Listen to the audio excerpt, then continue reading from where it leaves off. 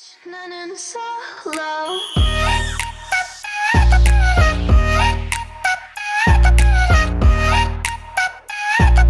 Bitch, none solo. I'm going solo, la, la, la, la, la.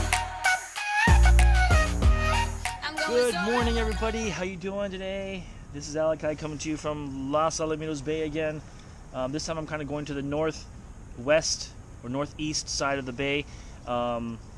The tide is like basically dead. There's no tide today, and the winds are really low. So I decided to come over to a place I don't normally go to because it would require a low tide switching to high tide, and today it's all going low tide. So I'm here at about 6:45 or so this morning, but I did kind of get a little bit of a late start in actually starting fishing because it was kind of a last minute trip for me. I wasn't going to be able to come today, but all of a sudden some plans cleared up and I decided to spend a few hours on the water.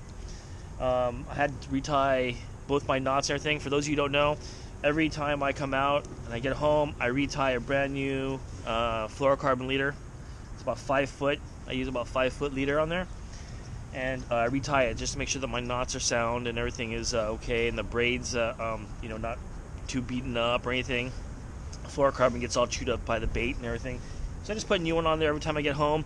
This time I didn't have a chance. I did actually clip off my baits, but I just had my braid on there. I've discussed it before, but I use 25-pound high visibility braid so I can watch the line drop. I can see if there's any kind of twitching action or movement to it. And then I use 12-pound fluorocarbon. And seems to work okay. I can't say that I'm the best at this at all, but I don't know. I guess I have a lot to learn, but at the same time, it seems to be working okay. I don't think the line's a problem. It's anything. It's my technique. So, anyways, we'll hopefully catch some fish. I've got a glow green on one pole, and I've got a red crab HEB on another pole. Well, in my pair G2. There's the red crab. And hopefully, with any luck, we'll catch some fish. See you later. There we go. We got into something here.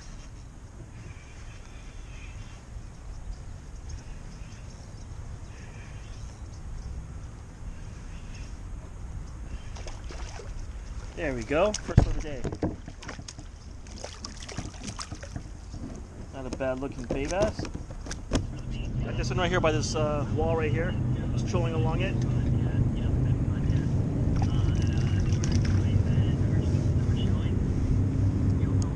What the heck is that?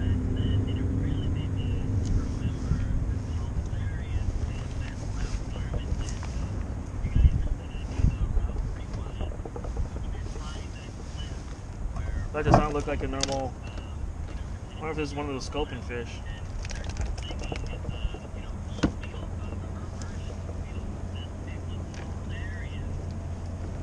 I have no idea what this is.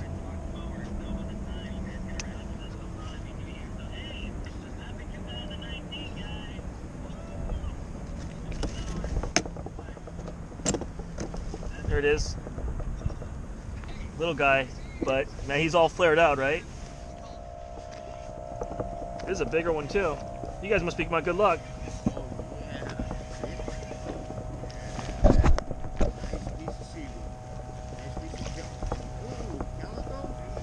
No, it's a spotted bay bass. You know, I've never caught a fish. I've never caught a bay bass on this color before, so you guys really are my good luck.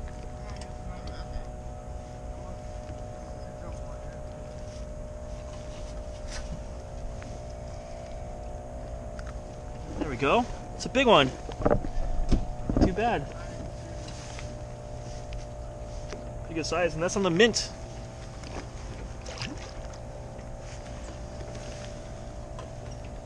Kind of my first cast. Never actually caught a fish on the mint before. This is the 1/4 ounce mint hookup bait, and I just dropped it by the pillar over there and nailed it. Like I said, it was my first time I've ever actually got a bite, and first time I actually got a fish on it, so not too bad.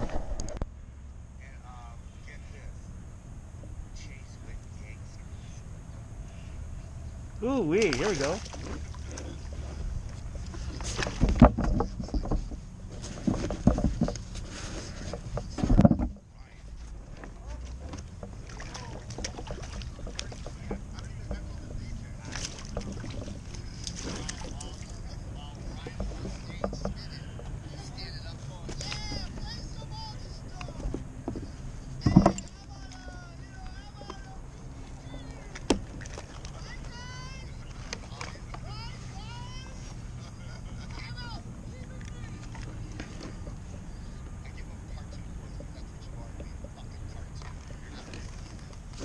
There we go.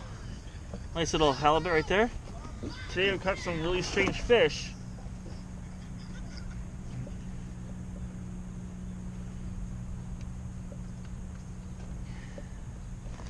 One thing that I love about the float tubing is the opportunity to kind of go wherever we want to go.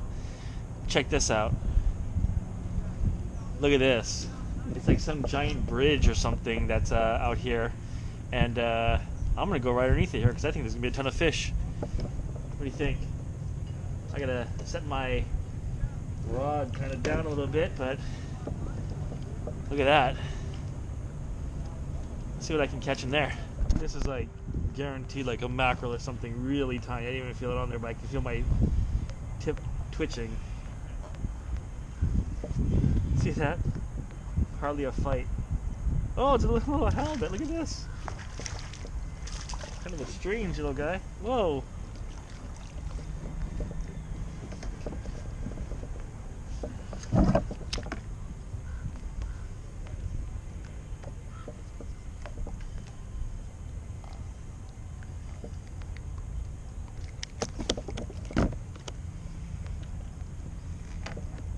Got him right on the bottom lip there, so it's kind of hard to.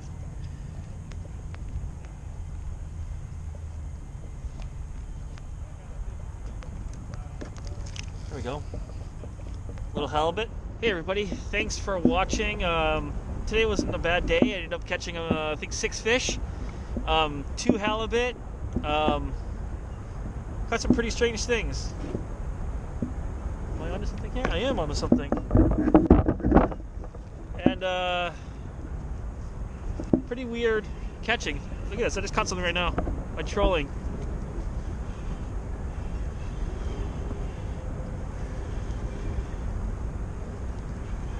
I don't know what it is. Oh, a little tiny little tiny barred. There we go. Little guy. Little guys are flopping around. They're hard to calm down sometimes.